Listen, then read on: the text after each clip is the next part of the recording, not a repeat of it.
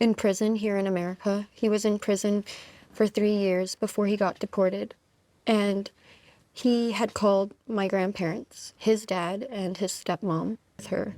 While we were living with my grandparents, my mom would visit, and eventually she started visiting with, it was like every visit she would bring a new sibling to introduce me to. So yeah, that was kind of my childhood in America that I remember. It was a lot of going as something that was mean. And then the next memory I have is, for a while after that, like, they would do like family movie nights once a week or something, and I was the only one that wasn't allowed to participate in family movie nights because I was the family dog. So they would literally call me the family dog, and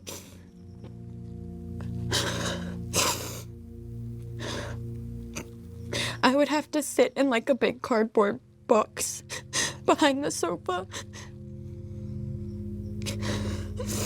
And I actually would just sit there like a dog. And then after that, like, she started really abusing me, not just psychologically. The first instance was I was eating spaghetti at the table, and this is why I have a phobia of meatballs now.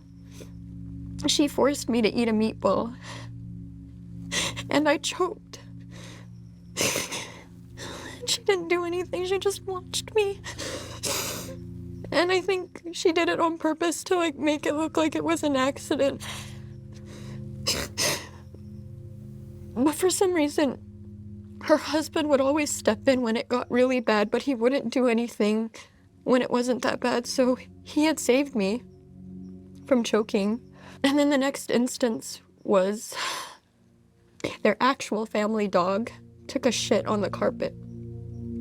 And she had called me to come clean it up. So I went over, and then I was about to go get like a brush or a toothbrush or something. And when I came back, she was like, "What are you doing?" And I was like, "I'm cleaning it, like you asked me to." Obviously, like in my little girl voice. And she was like, "No, I want you to use your tongue." And I thought she was kidding until she like grabbed the back of my head and forced me on the carpet.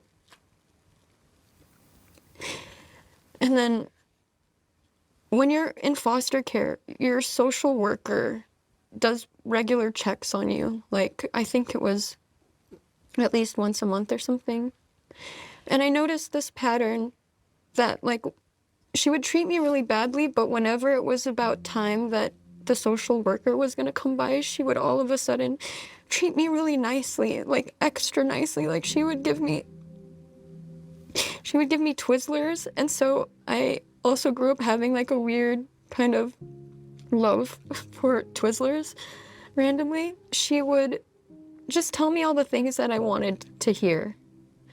And so whenever the social worker came by and would ask me questions and everything, I'd lie and I'd say everything was fine, that I was happy, that Melissa was so good to me, that the kids were so good to me, that my conditions were fine. I would lie because I would actually believe that she loved me when she said she loved me, because when you're a kid, that's just what you do. You believe anything that an adult says because you think that they have their best interest for you.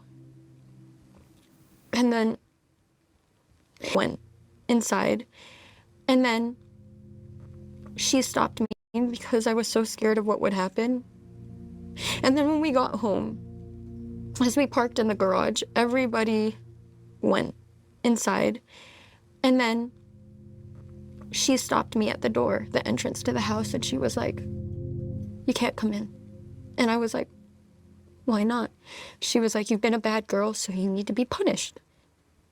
And so she asked me to sleep in the garage that night. And obviously I was like really scared. It was cold, it was dark, there was no bed.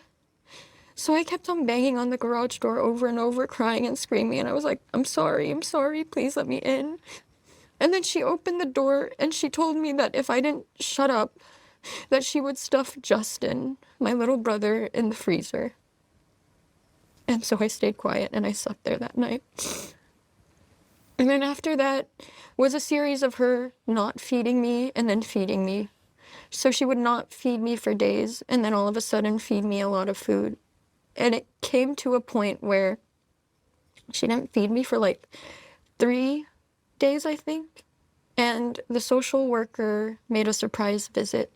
And that was the first time that the social worker had seen the signs of abuse manifest on my body, because my stomach, I was so skinny, but my stomach was so big. It was bloated. And I had bruising.